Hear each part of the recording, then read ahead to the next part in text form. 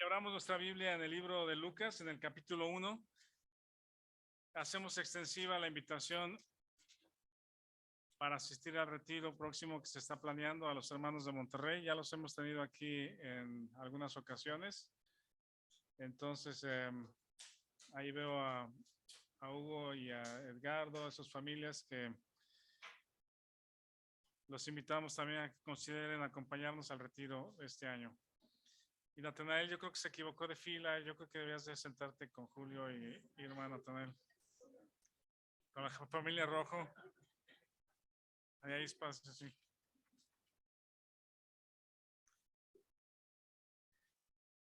Ustedes son Teófilo, como vimos la semana pasada, y reciben este documento escrito por el doctor Lucas, confiable, exacto, que ha investigado la información y la ha escrito, pues la ha documentado. La historia a través de la cual él anhela que quien reciba esa carta, en primera instancia Teófilo y después de él, conozcan la verdad que han escuchado, la verdad que han aprendido. Durante este tiempo que tenemos el día de hoy, les voy a pedir si tienen algunas notas o si tienen algún cuaderno o alguna hoja donde hagan anotaciones, que puedan ir descubriendo varias cosas. Dos cosas. Pueden enlistar dos cosas. Si escuchan o al leer identifican alguna, la anotan en el número 1, o si escuchan o identifican el número 2, la anotan sobre el número 2. La primera cosa que pueden listar es algo relativo a la identidad de Jesucristo. Algo relativo que nos diga el texto de hoy, relativo a la identidad de Jesucristo. ¿Quién es? ¿De dónde viene? ¿Quiénes son sus padres? ¿Dónde nació? Etcétera, ¿no? Algo que nos revele algo de la identidad. Cuando Lucas quiere expresar en este documento algo acerca de la persona de Jesucristo, él se da a la tarea de investigar y anotar de dónde viene, cuál es su origen, quién es, ¿verdad? Y el número 2 que pueden anotar es algo relativo al poder de Dios. Si leyeron ustedes esta sección el día de ayer, en el penúltimo versículo, el versículo 37 de esta sección, dice, porque no hay imposible para Dios, ¿verdad? Entonces, la segunda cosa que pueden anotar a lo largo del día de hoy es algo relativo al poder de Dios. ¿Qué no es, o más bien, qué no es imposible para Dios en la historia? ¿Sí? Bueno, entonces, Teófilo, ustedes, su nombre significa amigo de Dios.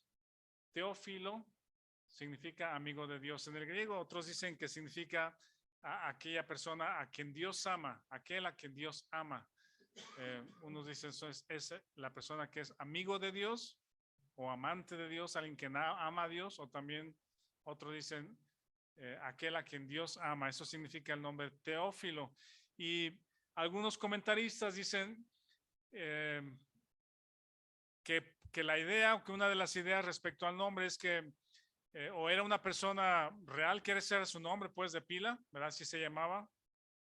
O la otra idea es, posiblemente está siendo escrito este libro a todo aquel que ama a Dios, ¿verdad? Independientemente de quién lo lea, algún creyente que le llegue esta carta o este libro, amante de Dios, esta es la información que debes de saber. Los comentaristas parece que se inclinan más a que era su nombre de pila, era una persona que llevaba ese nombre, creyente, pero la otra idea también está interesante porque después de él, la iglesia que ama a Dios y que es amada por Dios, recibe este documento, aunque nuestro nombre de pila no sea Teófilo, pero siendo amados por Dios, él revela a Jesucristo en este documento, ¿verdad? El año en que fue escrito, de los 4 evangelios, habíamos dicho que 3 de ellos, Mateo, Marcos y Lucas, se les llama también los evangelios sinópticos, ¿verdad? refiriéndose a esto, a que comparten mucha información. Les mostré un gráfico que ustedes tienen donde nos expresa la información que comparte Mateo, Marcos y Lucas, y tienen el mismo tipo de narrativa, ¿sí? La forma en que es escrito se parecen mucho, comparten muchas historias. Y el otro libro, Juan, es muy diferente, tanto en propósito como en la forma de escritura, y por eso no está dentro de los evangelios sinópticos. Entonces, es algo que es interesante saber. Mateo, Marcos, Lucas, los evangelios sinópticos. Y ahora, de estos 4 evangelios, ¿sabe alguno de ustedes cuál de los 4 se escribió primero?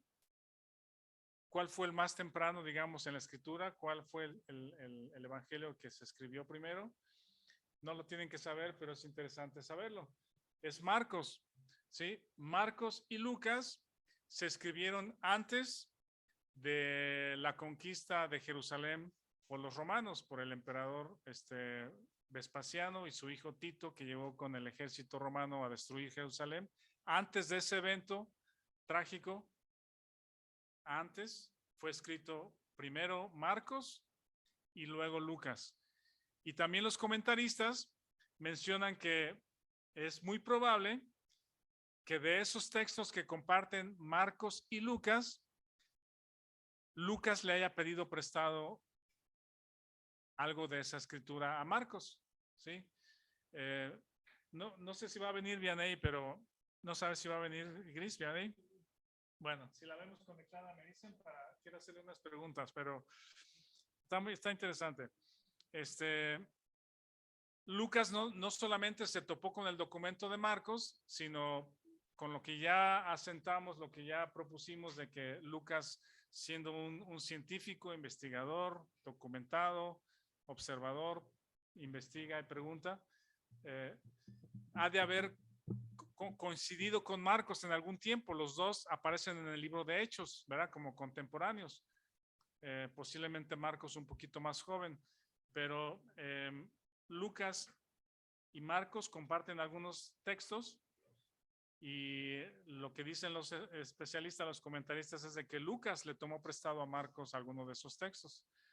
Y mi conclusión es de que si se lo pidió prestado, tuvo que haberlo investigado, ¿sí? No fue así solamente de que Marcos, tú escribiste esto, a ver, pásamelo, yo lo pongo en mi documento, sino entrevistando a Marcos, llegó a la conclusión que el documento que tiene Marcos, o que escribió Marcos, tal como está relatado, me sirve porque está verificada la información y lo pongo en mi documento, ¿verdad?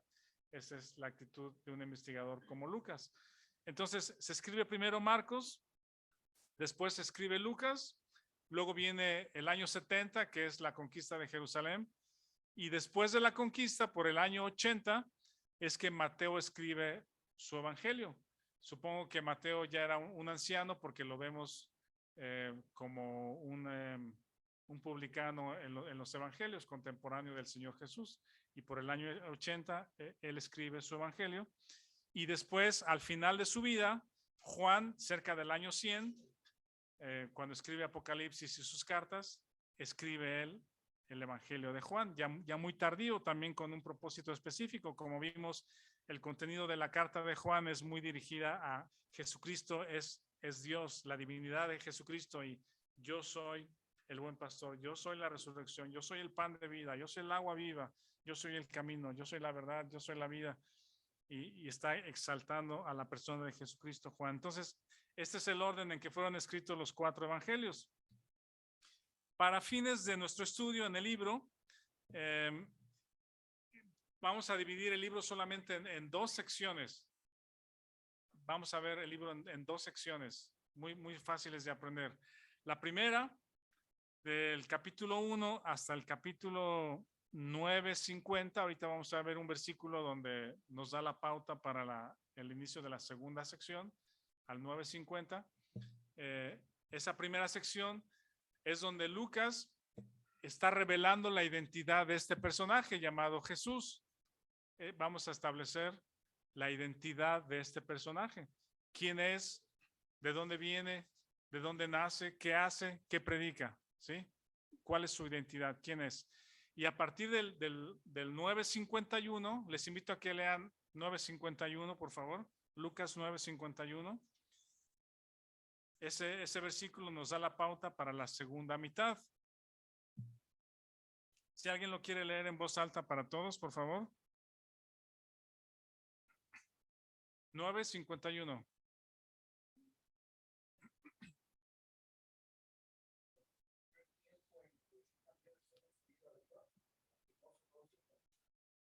Ajá. Entonces vean que muy temprano en el libro, ¿verdad? Capítulo 9:51, muy temprano en el libro, porque el libro tiene 24 capítulos, menos de la mitad, o sí, menos de la mitad. Jesucristo ya tiene su mente, ¿en dónde? En Jerusalén. ¿Y qué va a pasar en Jerusalén? Va a morir, ¿verdad? El propósito de su vida no es atender los problemas de la sociedad ni del reino de Israel o establecer su reino en Israel, sino su mirada y su pensamiento y su misión desde antes de la fundación del mundo, que el Cordero fue inmolado, es Jerusalén, donde va a ser crucificado. Entonces, la segunda sección, bueno, repito, la primera sección es revelar la identidad de este personaje Jesús. Y la segunda sección es su misión en Jerusalén. ¿Sí? Se va a Jerusalén y allí tiene su mirada, pues, a entregar su vida por el pecado del mundo. ¿Sí? El camino a Jerusalén, podemos decirle. ¿Alguien puede repetirnos cuál es la primera sección del libro? La identidad de Jesús. Vamos a descubrir la identidad de Jesús. ¿Y la segunda mitad? No, no el poder. El propósito, vamos a llamarle el camino a Jerusalén, ¿verdad? Ya está su mirada puesta en la cruz, ya está la mirada puesta, dice el 9:51, dice, afirmó su rostro para ir a Jerusalén, ¿ven? Es decir, ya está mi mirada puesta allá. Bueno, entonces esos son las dos secciones que vamos a ver. No está bien ahí conectada, ¿verdad? Bueno, luego le preguntamos, pero miren, leí un comentario de alguien que quiere desacreditar la veracidad del libro de Lucas. ¿Sí? Ahí en el estudio y viendo documentos, un comentario para desacreditar el libro de Lucas es que Lucas es un escritor un poco fantasioso. Esa es la cita de este comentarista, no creyente, pues.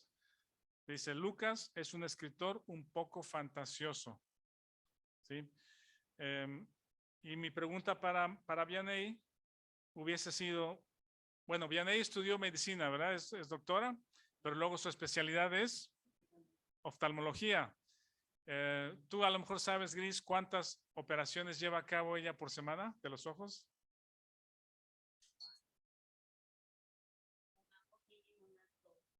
Dos o tres, yo sí he escuchado que ella hace 2, 3, 4, 5. ¿Verdad? Ajá. ¿Se imaginan hacer una operación de ojos? Una. Y ella hace varias a la semana. Y desde que es doctora ejerciendo su profesión, ¿tiene cuántos años? Como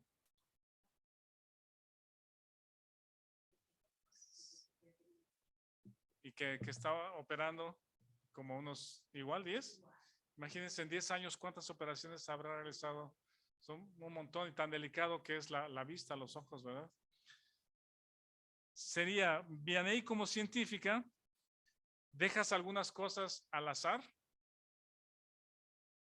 Que un día, como esas operaciones de alguien que no se da cuenta de lo que pasa, que diga, ando mal de mi ojo izquierdo, etcétera, vamos a operar el ojo izquierdo y que de pronto la radiografía la vea al revés o lo que sea y le opera el derecho, ¿no? Que no estudie el caso y que lo haga, bueno, ya he hecho muchas operaciones, voy a hacerlo, ¿no? Yo creo que un científico no deja las cosas al azar, sino lleva un procedimiento, es muy delicado, pues, ¿verdad? Es lo que ha aprendido. Y Lucas, yo creo que ese es el valor del documento, que con el contexto que vimos del doctor Lucas, la forma de escribirlo, más bien es otros comentaristas creyentes dicen, la información que tenemos de Lucas es muy exacta, ¿sí? Muy exacta, muy precisa y verificable, ¿sí? Se puede verificar tanto los tiempos, los personajes, la arqueología, los lugares. Vamos a leer este versículo 5 de Lucas 1. Yo creo que podemos leer del 1 al 10. Ah, ya llegó. Estábamos hablando de ti, Yanei. ¿Cuántas operaciones haces a la semana? 8 y 10.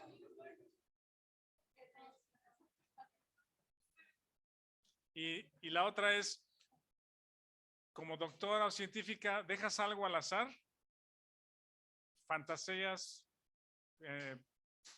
con el paciente, dices, bueno, dijo que era el ojo derecho, pero yo el que le veo más el izquierdo. O equivocarte en la radiografía o en el diagnóstico, en el procedimiento que tengas que hacer. Nunca, ¿no? Porque lo que vemos del documento de Lucas es de que alguien que quiere desacreditar la historia de Lucas dice que Lucas es un poco fantasioso en cómo escribe, pero digo, no puede ser porque es un médico, es un científico. Y él dice, de su testimonio, dice, quiero investigar diligentemente todas las cosas desde su origen y escribírtelas en orden. Tiene una cabeza de científico, pues. Y siendo tú colega del doctor Lucas, no creo que podamos desacreditar el libro de Lucas. Vamos a leer Lucas 1 del 5 al 10. Dice, hubo en los días de Herodes, rey de Judea, un sacerdote llamado Zacarías de la clase de Abías. 5, 1, 5 al 10. Su mujer era de las hijas de Aarón y se llamaba Elizabeth. Ambos eran justos delante de Dios y andaban irreprensibles en todos los mandamientos y ordenanzas del Señor.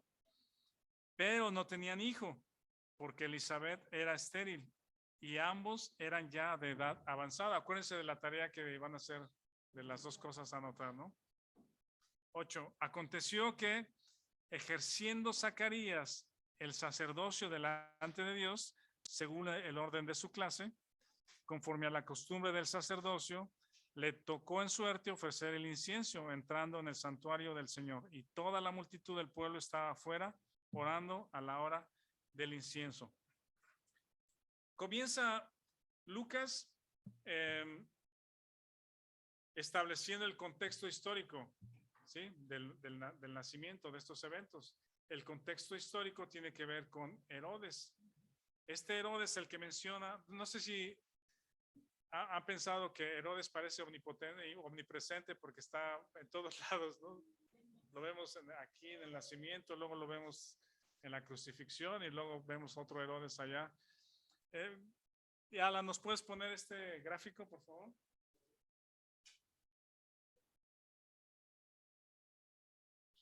Por aquí tenemos el apuntador, no lo encuentro.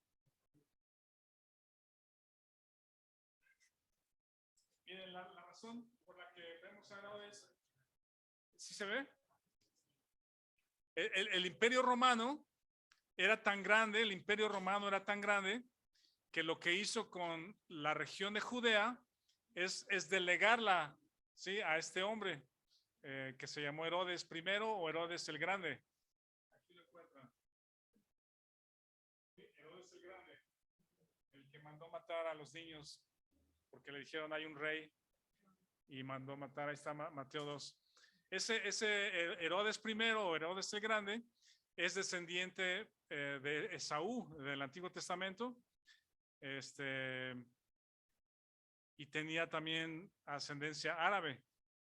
Y el Imperio Romano delegó el reinado, digamos, o la autoridad en este hombre, la autoridad de la región de Judea, porque ellos no podían controlarlo, gobernarlo, entonces puso a Herodes ahí. Obviamente era como un sirviente, un vasallo, con libertades, muchas libertades, Y lo que menos quería Herodes eran escándalos, llamar la atención del emperador, no escándalos, no guerra, tratar de lidiar con los asuntos de la nación de Israel o de la región de Judea, ¿no? Entonces tenía esa función y reportar resultados y dominio a los romanos.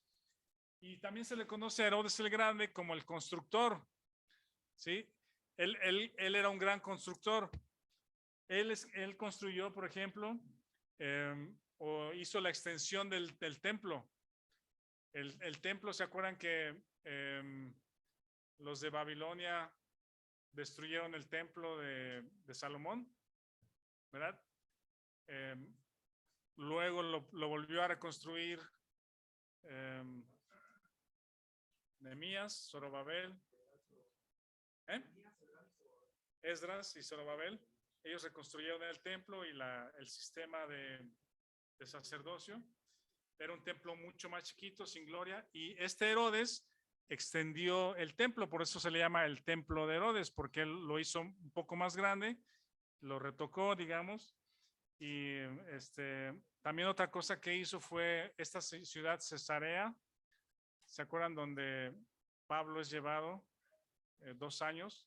Es una ciudad que tenía, a ver, Víctor, ilustranos, hipódromo, castillo, acueducto. Ajá. Y era una ciudad de descanso para él, un palacio propio, personal. Haz de cuenta, si estaba reuniendo en Jerusalén, se iba de vacaciones o su lugar de descanso era Cesarea, ahí en la playa. ¿Está en el mar? Esta construcción de Masada sobre las montañas, sobre las rocas, ¿se acuerdan de Masada? Un lugar de refugio, una fortaleza, también la construyó él. Bueno, luego tenemos, voy rápido porque este nada más es un contexto interesante, se lo puedo pasar después. Herodes el Grande fue, ¿cómo se llama? Designado por el Senado romano como rey de Judea en el año 40 antes de Cristo. En el año 40 y muere siendo rey de Judea en el año 4 antes de Cristo. ¿Sí? Ahí hay una discrepancia de años, cómo es que Jesús nació en el año 4 o 5 antes de Cristo.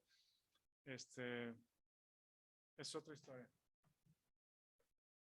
Pero Herodes el Grande dejó su reinado a Arquelao.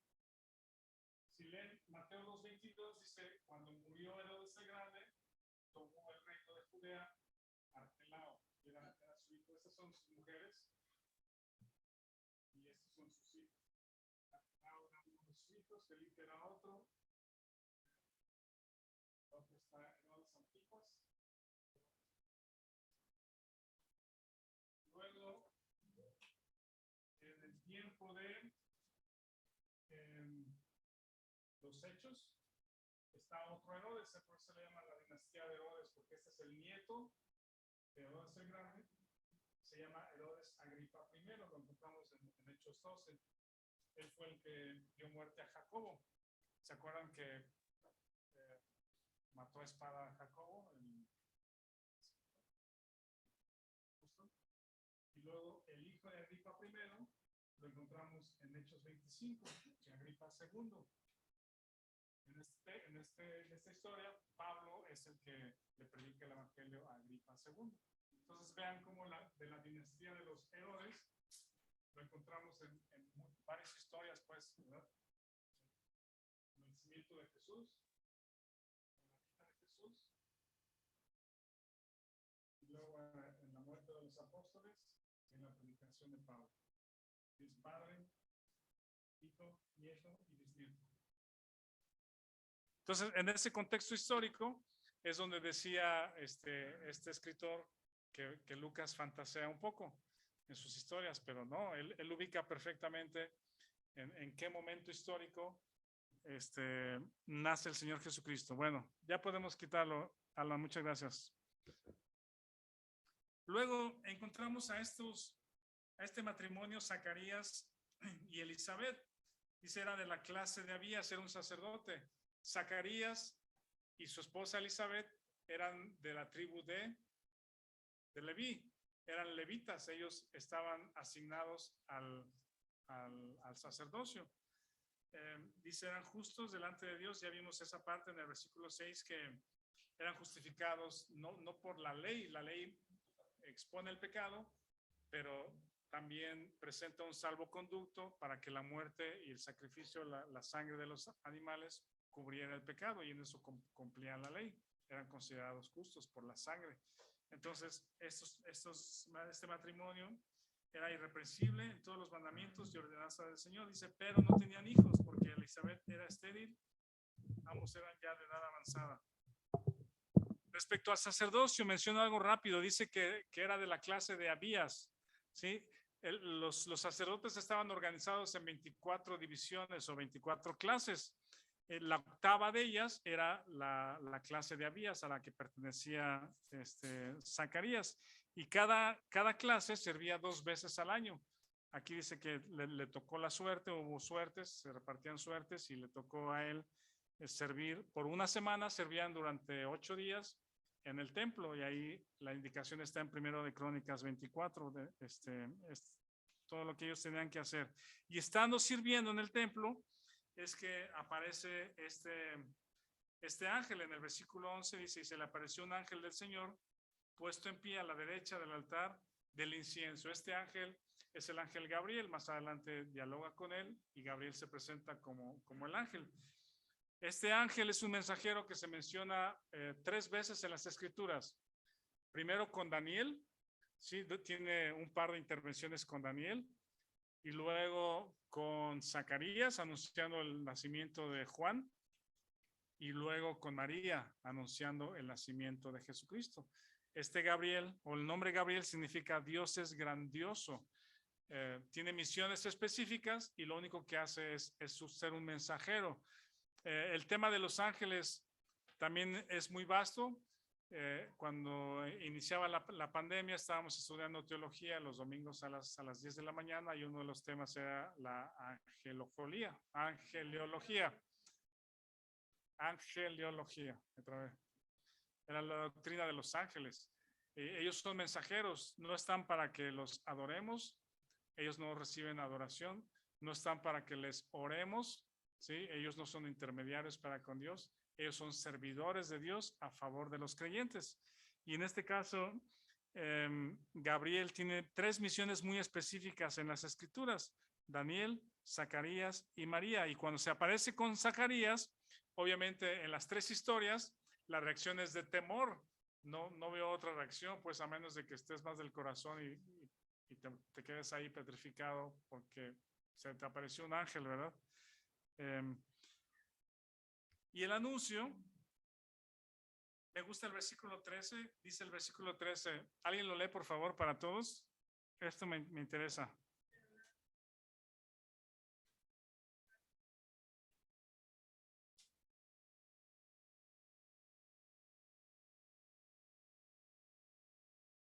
El primer pensamiento, gracias Jessy, cuando dice tu oración ha sido oída, ¿cuál creemos que es su oración? Tener un hijo, ¿verdad? La Biblia hace indicación clara de que eran temerosos de Dios, justos, pero no tenían hijo. Era un privilegio continuar con la tradición familiar, la herencia, con un varón, un hijo, ¿verdad? El nombre, el oficio, etcétera. Y ellos no tenían hijo. La primera opción para mí también es que él oraba por un hijo. Pero imaginen un hombre anciano, su mujer anciana y aparte estéril, y un hombre orando por un hijo, ¿sí? O era un hombre de mucha fe, pero mucha fe, ¿verdad? Porque estaba pidiendo lo imposible, tal vez confiando, recordando la historia de Abraham, ¿verdad? O su oración también era otra. La teoría de que su quieren ver, creo. No descarto que un hijo, porque siempre es un anhelo del corazón, pero pues oras por un hijo cuando tienes 40, 35, 30, pero no 80, 90, ¿no? No sé. Mi hipótesis, mi pensamiento, es de que el ángel también le dice cuál era su oración. Vean en el versículo. Dice, tendrás gozo y alegría el 14, y muchos se regocijarán de su nacimiento. Y aquí dice, porque será grande delante de Dios, no beberá vino ni sidra. 15, será lleno del Espíritu Santo, aún desde el vientre de su madre. Aquí, y hará hará que muchos de los hijos de Israel se conviertan al Señor Dios de ellos, e irá delante de él con el espíritu y el poder de Elías para hacer volver los corazones de los padres a los hijos y de los rebeldes de la prudencia de los justos, para preparar al Señor un pueblo bien dispuesto. Todos hacemos bromas, o hicimos bromas de que el Atlas ganó un campeonato el año pasado. ¿Después de cuántos años? Bueno, sí, el año pasado que ganó el primero. Y algunos aficionados decían, ¿no? Ojalá que viva para ver un campeonato del Atlas, ¿no? Y bueno, a lo mejor vivieron para dos, otros murieron antes y pasaron su vida esperando un campeonato. Pero ahorita ya tienen dos, ¿verdad? Zacarías era un jovencito, un niño, cuando el Imperio Romano tomó su ciudad, conquistó la ciudad Jerusalén con todos los desastres, muertes, luchas, todo lo que implica una conquista, ¿verdad? Zacarías era un jovencito, sucedió por el año 63. No sabemos la edad de Zacarías, pero yo creo que queda un anhelo en el corazón de ver una ciudad conquistada, o tu pueblo, tus vecinos, tus amigos, tu familia.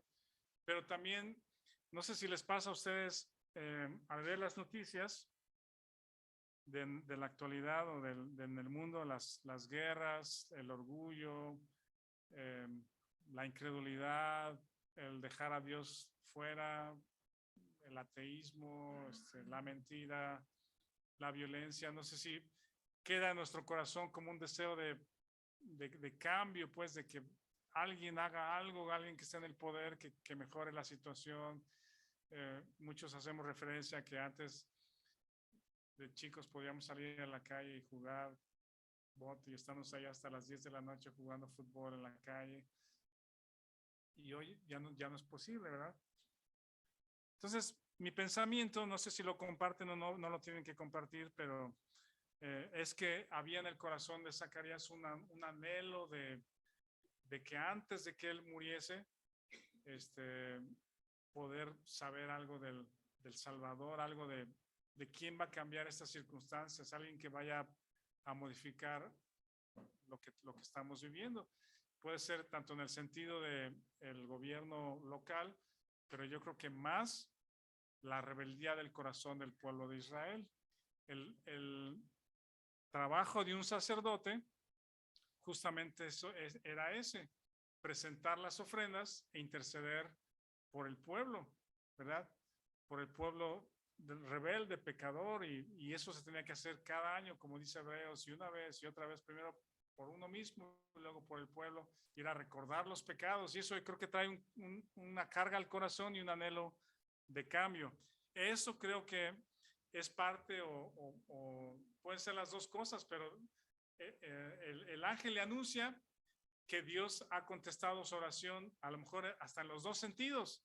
Es decir, tu anhelo de un Salvador, de una redención, de cambiar el corazón rebelde a un corazón dispuesto, dice prudente, ya lo vas a ver, y lo voy a hacer a través de tu hijo, a través de un hijo que a lo mejor también anhelaste por mucho tiempo, y a lo mejor un día perdiste la esperanza por la edad y la esterilidad, pero Dios va a hacer un milagro con eso. Eso me gusta mucho. La oración contestada con tu hijo y cambiando el corazón de las personas que escuchen el mensaje de tu hijo. Dice el versículo 18, dijo Zacarías al ángel, ¿en qué conoceré esto? Porque soy viejo y mi mujer es de edad avanzada. Respondiendo el ángel le dijo, yo soy Gabriel, que estoy delante de Dios y he sido enviado a hablarte y darte estas buenas nuevas. Es decir, no es un mensaje mío, no es algo que yo te estoy prometiendo ni que yo voy a hacer. Eso es algo que te mando decir de parte del Dios eh, que todo lo puede hacer y darte las buenas nuevas. Es decir, te estoy avisando lo que va a pasar. ¿Sí? No te estoy preguntando, no te estoy diciendo si quieres o si vas a hacer algo, sino te estoy dando las buenas nuevas, te estoy avisando lo que Dios va a hacer. Y luego dice el 20, y ahora quedarás mudo y no podrás hablar hasta el día en que esto se haga por cuanto no creíste mis palabras. Bueno, aquí quiero hacer un enlace con la otra historia. La otra historia es del 26 al 38, donde ahora Gabriel va a presentarse con la joven María, ¿verdad? Anunciando que va a tener un hijo también. Dice el versículo 26, al sexto mes el ángel Gabriel fue enviado por Dios a una ciudad de Galilea llamada Nazaret, a una virgen desposada con un varón que se llamaba José de la casa de David. El nombre de la virgen era María. Entrando el ángel donde ella estaba, dijo, salve muy favorecida, el Señor está contigo, bendita entre las mujeres. Mas ella cuando lo vio se turbó por sus palabras, pensaba qué salutación sería esta. Entonces el ángel le dijo, María, no temas, igual que le dijo a Zacarías, porque has hallado gracia delante de Dios, es decir, es de parte de Dios, es un regalo. Ahora concebirás en tu vientre y darás a luz un hijo y llamarás su nombre Jesús. Este será grande, será llamado Hijo del Altísimo. El Señor Dios le dará el trono de David, su padre. ¿Ven esta promesa? Está bien interesante. Dice, y reinará sobre la casa de Jacob para siempre y su reino no tendrá fin. ¿Recuerdan lo que vimos la semana pasada? Que mucho de la predicación de Jesús era anunciando el reino se ha acercado, el reino está entre ustedes, anuncien el reino de Dios. Pero Jesús dice, mi reino no es de este mundo. ¿Sí? Está hablando de que sí, este Jesús va a tomar el trono de David su padre, pero no aquí, no es un trono, no es terrenal, o por lo menos no en este tiempo, vendrá el milenio.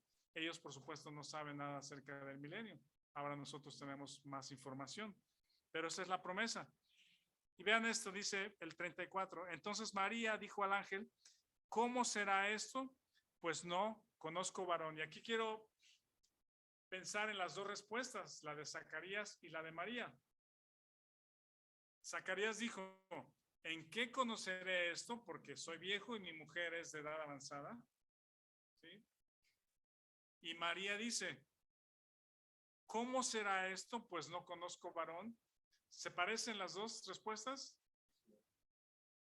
Para mí son muy parecidas, ¿no? Dicen, ¿en qué conocer esto? Porque soy viejo. Es decir, son los peros, ¿verdad?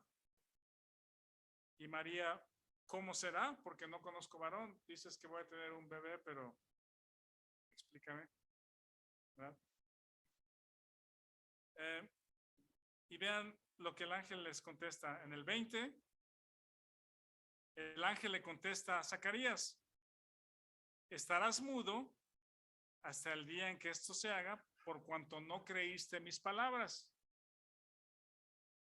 La pregunta de Zacarías estaba, digamos que impulsada por la incredulidad, ¿verdad? La duda. Y no hubo castigo, por supuesto, pero dijo, te vas a quedar mudo hasta que suceda, que no creíste. Y ahora el 45, ya voy avanzando, dice, el 1:45 dice, y bienaventurada la que creyó, porque se cumplirá lo que le fue dicho de parte del Señor. Ya lo entendí.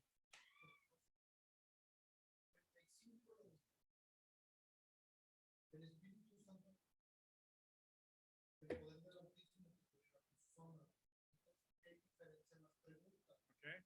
Porque la de Juan dice,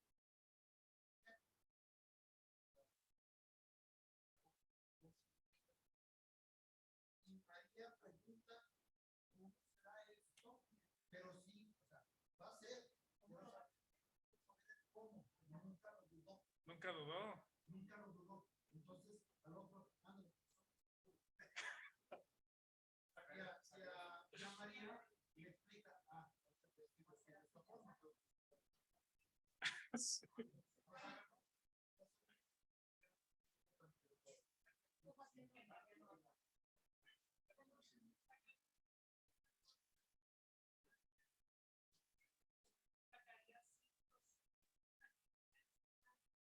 No creyó.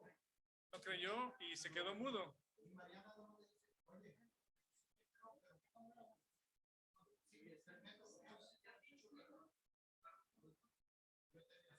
Sí, entonces las preguntas aparentemente son similares, pero la de Zacarías llevaba un corazón incrédulo, ¿verdad?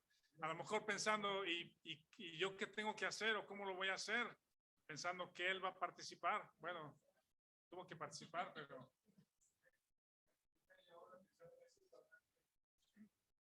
Zacarías siendo sacerdote, es la historia de Israel, es la historia de antes de Israel, de Abraham, y aquí hay un paralelismo aquí entre ese y el anunciamiento de Sansón. Parecen,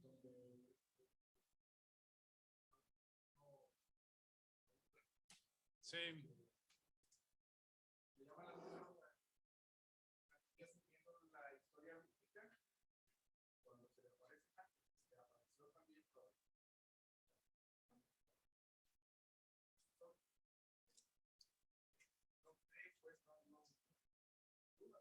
sí, sí, yo pienso que tiene que ver con lo que también hemos llamado la apropiación. Te apropiaste de lo que dijo que es buena noticia, tú no vas a participar, o si participas, hay alguien que lo va a hacer por ti, pues, ¿verdad? Y las dos respuestas, uno creyó y la otra no creyó. Obviamente, aunque no haya creído, iba a suceder, ¿sí? Porque no dependía de él en este caso, no fue desechado. Dios tuvo misericordia de él, de Zacarías, no lo desechó, pero le enseñó a que todavía tenía oportunidades de confiar, de creer, de conocer a Dios. Dice, tu oración ha sido concedida. Un hijo, y ese hijo, su predicación va a cambiar el corazón, a convertir el corazón de Israel, que también quizás anhelado por mucho tiempo, de ser rebeldes a un corazón prudente. Y les digo, en la sociedad en que vivimos, las noticias que escuchamos, no sé si a ustedes les pasa, pero a mí sí, mi corazón queda con anhelo de ver a Dios transformar la vida de las personas. Pues alguien que dice, no, no hay Dios, no conozco a Dios, yo voy a vivir mi vida así, marchar con orgullo, hacer lo que yo quiero, y Dios, pues no existe Dios para mí, ¿verdad? Y Dios aún, con ese mensaje del Evangelio y con la persona de Jesucristo, puede transformar un corazón así. Claro que puede. Ahora, respecto a la identidad de Jesucristo, cuando el ángel le revela a María, le da más información de quién es este ser que nacerá. Número 1 dice, llamará su nombre, bueno, concebirás en tu vientre, llamará su nombre Jesús, que significa, ¿qué significa? Salvador. ¿Saben en el Antiguo Testamento quién llevaba el mismo nombre? En el Antiguo Testamento, Josué. Josué es Yeshua. Ajá. Es el mismo nombre. ¿Mande? Significa Dios salva. Jesús es el Salvador. Esta información es como que sobresaliente o muy, ¿cómo se llama? Sobre mucha información, pues. Será llamado Hijo del Altísimo.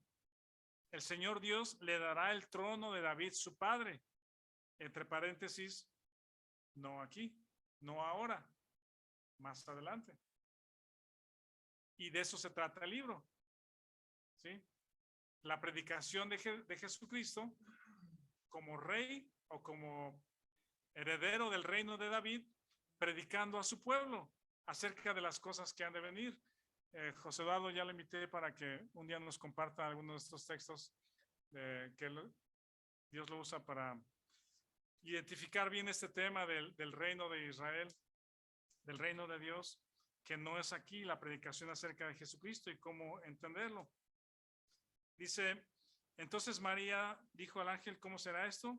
Bueno, y el 35 también dice de la identidad, el Espíritu Santo vendrá sobre ti, el poder del Altísimo te cubrirá con su sombra. Y ayer Víctor me hacía un comentario que esto le suena muy parecido a la imagen de Dios en Adán, que Dios le dio la imagen, su imagen a Adán, ¿verdad? Y ahora una sombra cubre a María para producir vida en el vientre de María. Dice, por la cual también el santo ser que nacerá será llamado Hijo de Dios. Es una información, se me fue la palabra, abundante. Ayúdenme. Abrumadora. A ver. Admirable. Y Lucas se va a estos detalles para revelarnos la identidad de esta persona que nace, ¿sí? En medio de un mundo real gobernado por Herodes a favor de los romanos, en medio del sistema legal, ¿verdad? Que revela el pecado y te lleva a la necesidad de la sangre para justificarte. Ahí nace este ser.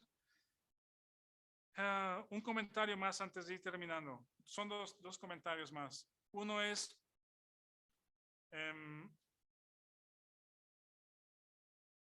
ay, se me perdió.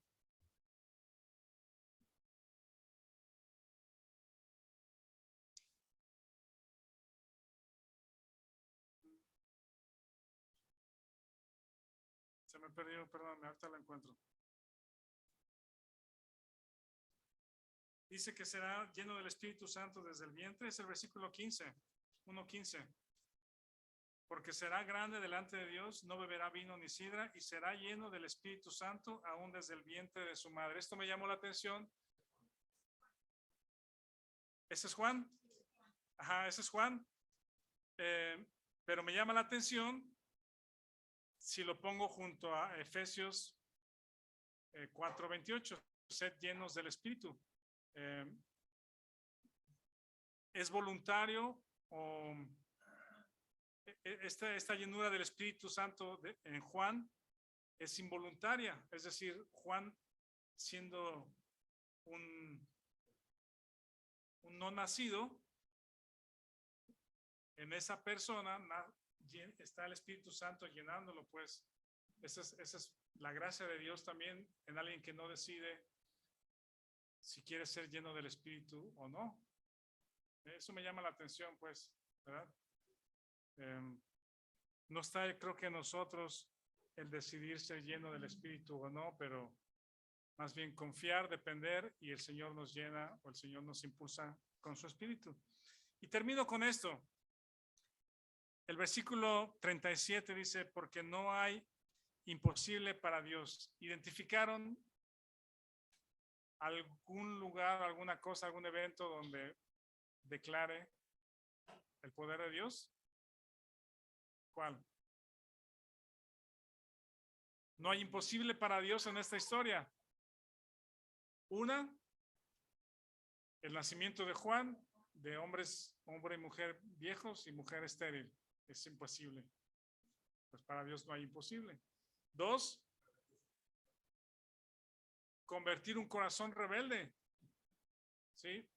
Si nos duele a veces ver a alguien, a un familiar, un pariente, un amigo, un compañero de trabajo, un hijo rebelde contra Dios, pues no hay imposible para Dios en cambiar un corazón rebelde en un corazón prudente y que ame al Señor. No hay imposible. ¿Identificaron alguna otra?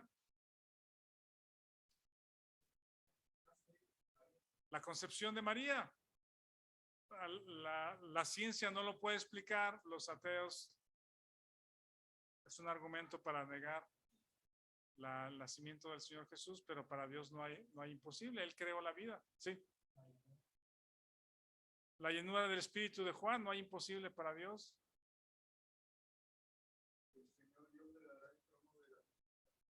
Ajá. Eso anhelado, si no pudieron los macabeos, si no pudieron los rebeldes judíos, no pudo el pueblo de Judá, el pueblo de Israel, para Dios no hay imposible, porque fue una promesa darle el trono de David a un descendiente y ahora el descendiente ya está por nacer, ¿verdad? Heredero del trono. María, en el versículo 38, termina diciendo, he aquí la sierva del Señor, hágase conmigo conforme a tu palabra, y el ángel se fue. Me gusta mucho esto porque lo que encuentro en el corazón de Zacarías y en el corazón de María es una docilidad, o sea, es un corazón dócil, ¿sí?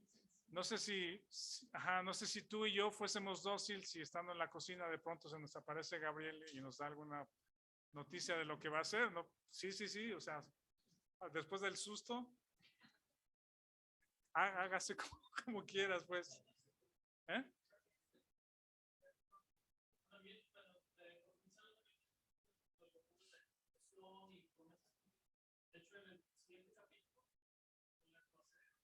Ajá.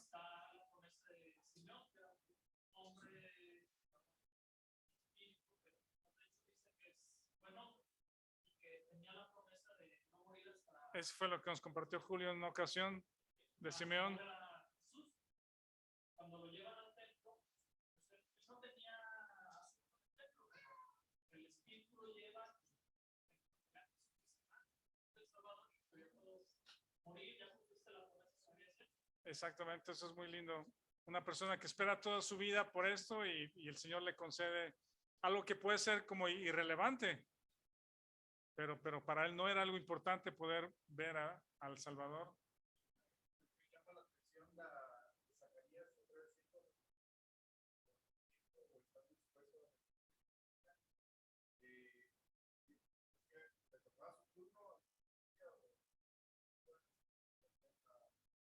Ajá. Sin embargo, la primera vez se le aparece pero brota temor que no lo dice.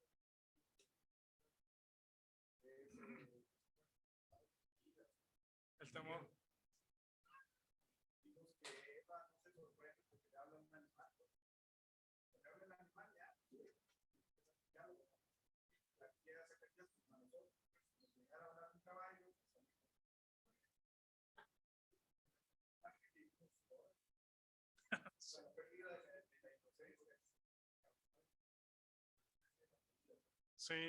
Sí.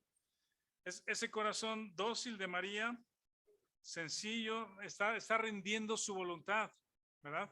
No sé si María tenía otros planes de desarrollar su vida familiar con José, ya tenía dónde vivir, qué trabajar, pero cualquiera que haya sido su plan, lo rindió. Eso no lo vemos hoy, no lo vemos mucho hoy, pues no es una actitud que veamos mucho el día de hoy, donde todos vemos por mí mismo, mi carrera, lo que yo quiero, lo que yo hago a mí mismo, que los demás no importan, tú eres lo más importante para ti, y que un ángel o la palabra de Dios te diga, esto es lo que Dios anhela o trae para tu vida, y lo desechamos porque mis planes son primero. Los hijos, nuestros hijos, vean esto, con esto quiero terminar.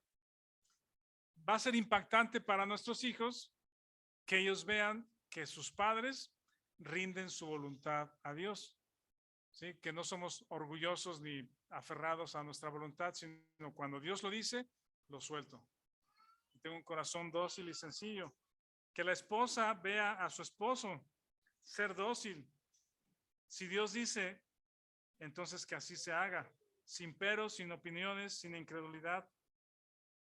La docilidad o la actitud de ceder nace de la fe. Vamos a orarnos y le entregamos el tiempo a Héctor. Gracias Dios por el tiempo, por tu palabra.